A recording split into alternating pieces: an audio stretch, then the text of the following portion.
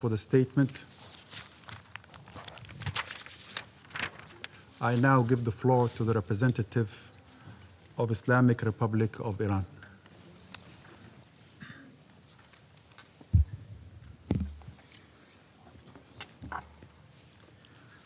Bismillah ar-Rahman ar-Rahim.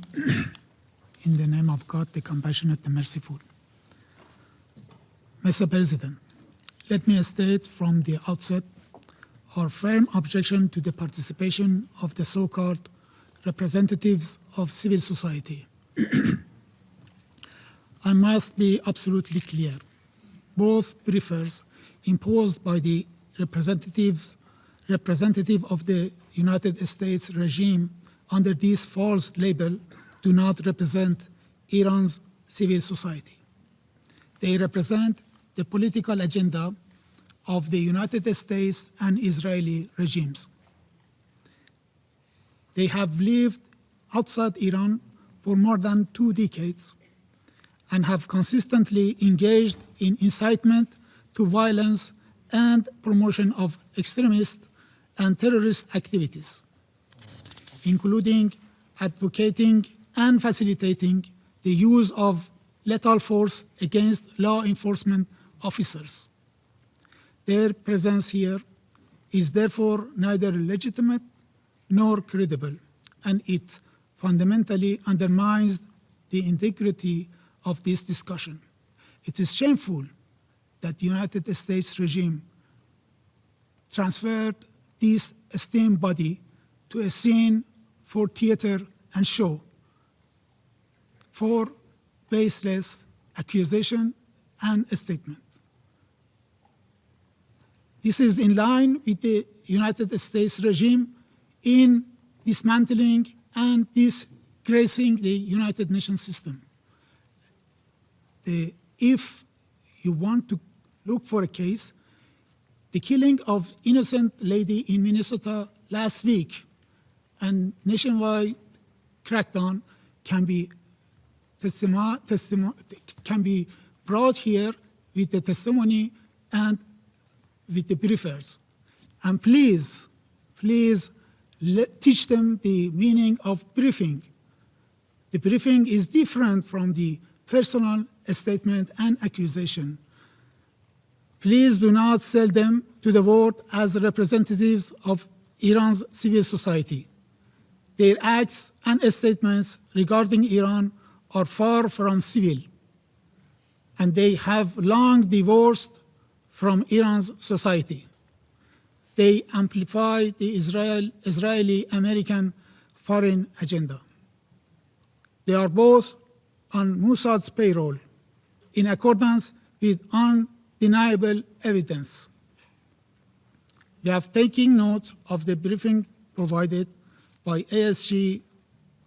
Regrettably, her briefing was one-sided and not grounded in factual evidence.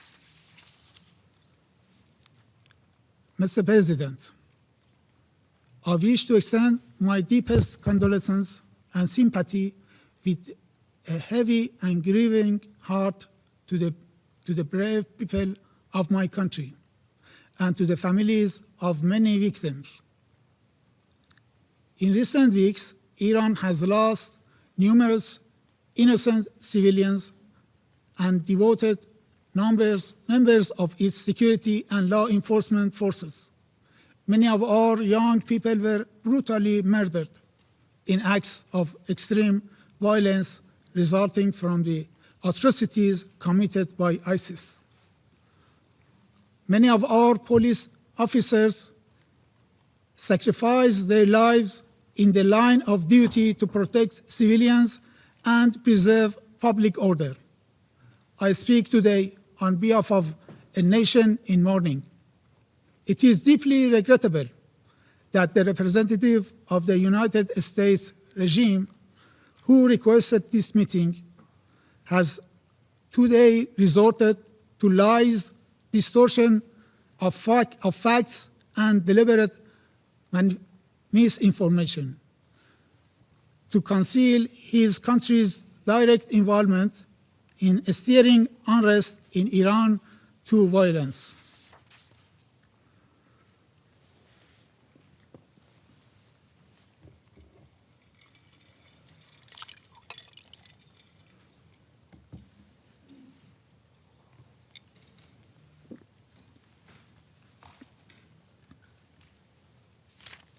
In fact, the United States' request for this meeting is shameful to conceal their direct complicity in the crime their mercenaries have committed against our nations from 8 to 10 January. As part of Israel's malicious attempt to drag America into another war of aggression against Iran. Under the hollow pretext of concern for the Iranian people and claims of support for human rights, the United States regime is attempting to portray itself as a friend of the Iranian people, while simultaneously laying the groundwork for political destabilization and military intervention under a so-called humanitarian narrative.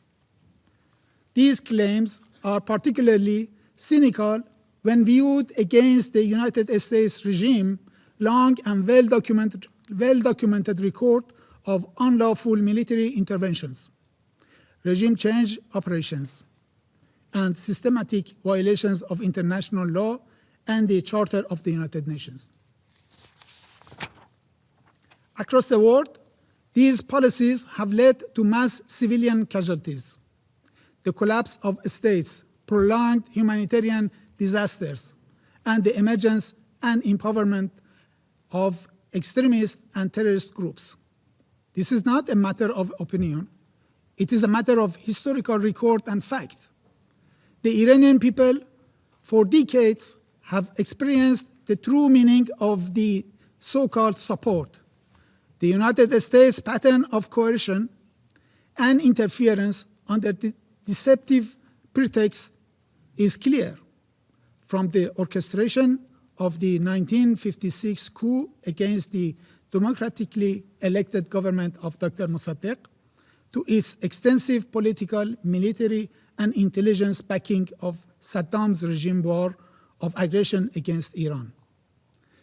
From the downing of Iran Air Flight 655 in 1988, killing 290 innocent civilians, to its complicity in assassinations, sabotage, and attacks against Iranian civilian and infrastructure, including the war of aggression carried out in June 2025, and from decades of unlawful unilateral sanctions to systematic economic coercion.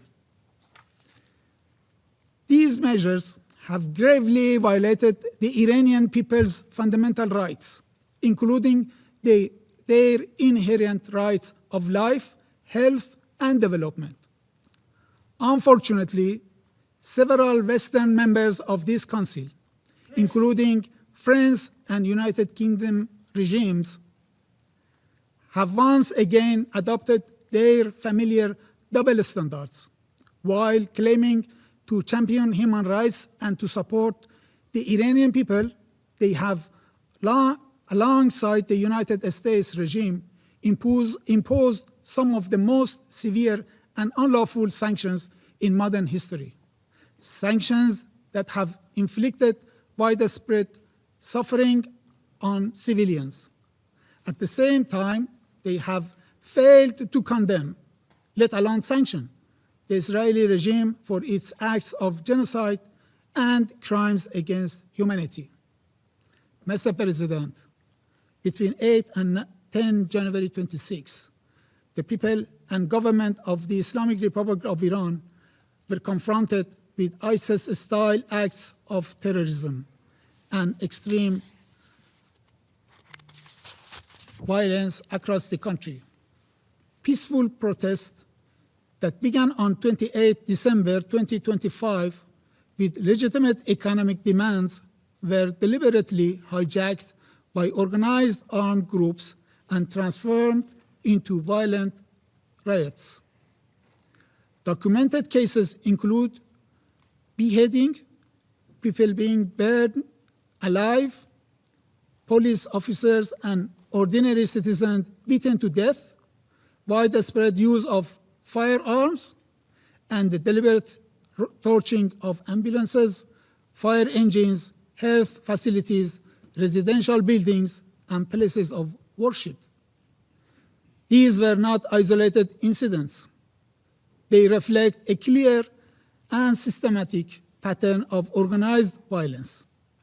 A significant number of police officers were killed or severely injured. These heavy casualties demonstrate the extreme brutality of terrorist elements. The situation is, in fact, very simple. The United States regime and its accomplices, particularly the Israeli regime, cannot evade responsibility for the innocent blood that has been shed in my country. Unable to achieve their objectives through the 12-day war of aggression against Iran in June 2025, they have now seek to pursue the same goals through political destabilization, internal unrest, and chaos. This strategy relies on manufacturing casualties, spreading false and inflated figures, and creating a pretext for foreign intervention. It is a familiar script, one that has been used repeatedly from Iraq to Libya and to Venezuela.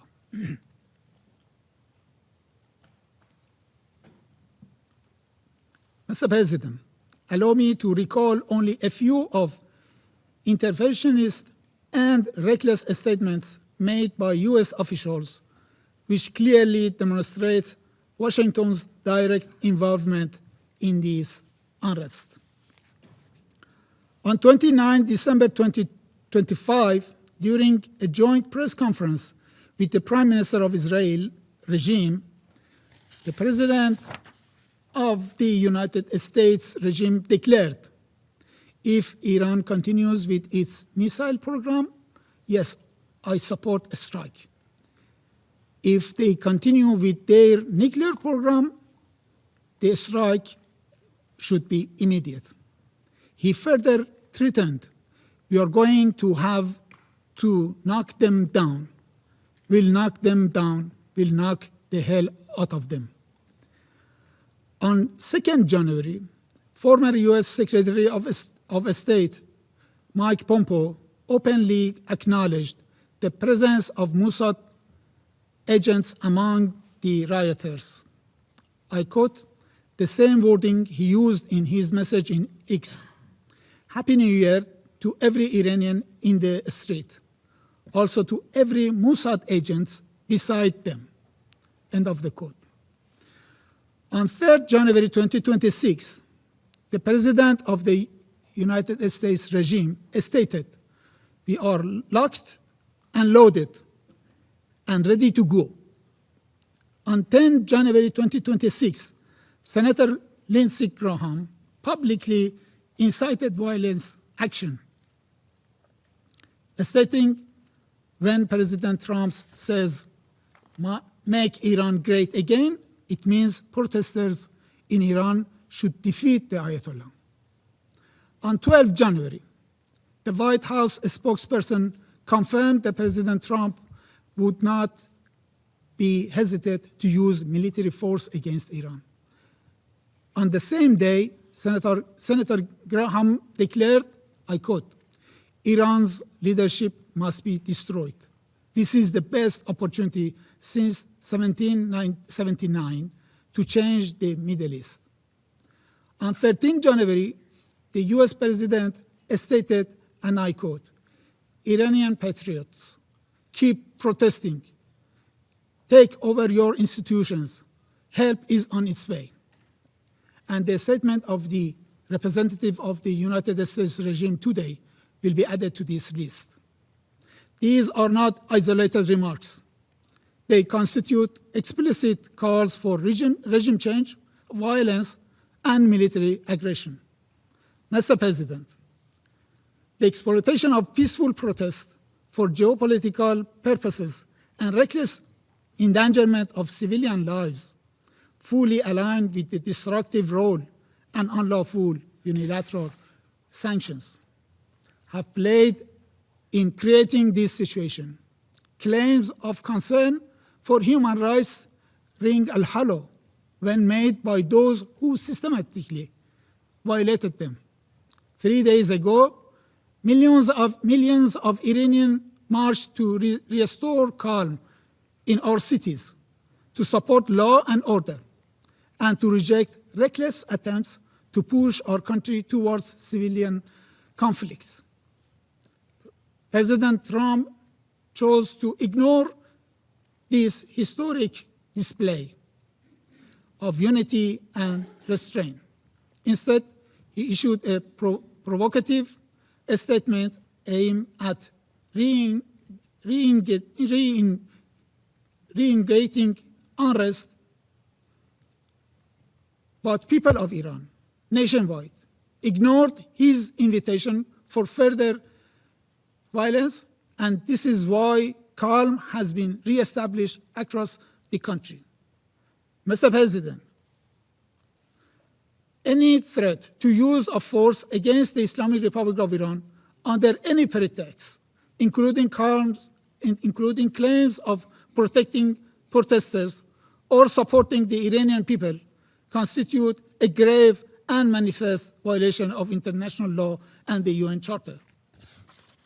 Such unlawful actions directly breach Article 2.4, which prohibits the threat or use of force, and Article 2.7, which enshrines the principle of non-intervention. No rule of doctrine, narrative, or political justification can legitimize unilateral military action or coercion without explicit Security Council authorization under Chapter 7. Invoking humanitarian rhetoric to justify force in a deliberate abuse of international law. The Security Council, its members, and the Secretary General bear a clear legal, moral, and political responsibility to unequivocally reject and condemn such unlawful actions before it is too late. The credibility of the United Nations and the survival of the Charter itself now depend on whether this fundamental prohibition is upheld or eroded by one of its own permanent members.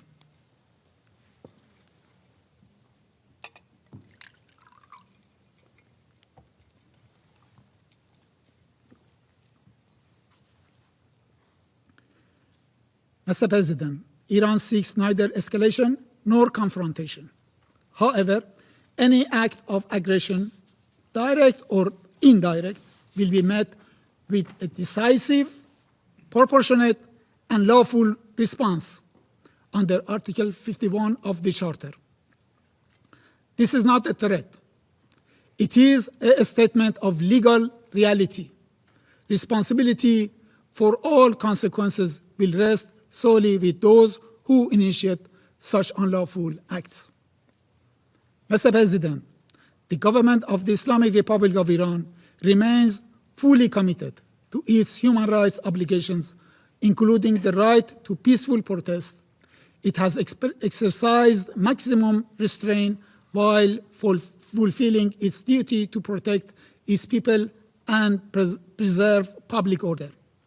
However, the incitement to violence, encouragement of internal destabilization, and explicit threat of military action against a sovereign member states constitute a threat to international peace and security within the meaning of Article 39 of the Charter. In conclusion, Mr. President, we categorically reject all politically motivated accusations made today against my government. The facts on the ground contradict the fabricated narratives presented by the United States regime and its allies at this meeting. U.S. fabrications of the senseless killing of protesters neither reflects reality on the ground, nor would it whitewash Americans' crimes against the great people of Iran. The allegation that the government of the Islamic of Iran has killed peaceful protesters is quite distortion of the facts on the ground. What the Iranian security forces did confront firmly and responsibly were armed ISIS-style terrorist cells and violent separatist groups funded and armed by a few foreign entities, including the Israeli regime. These groups deliberately targeted civilians and law enforcement officers in an attempt to ignite civil war and create the conditions for foreign intervention.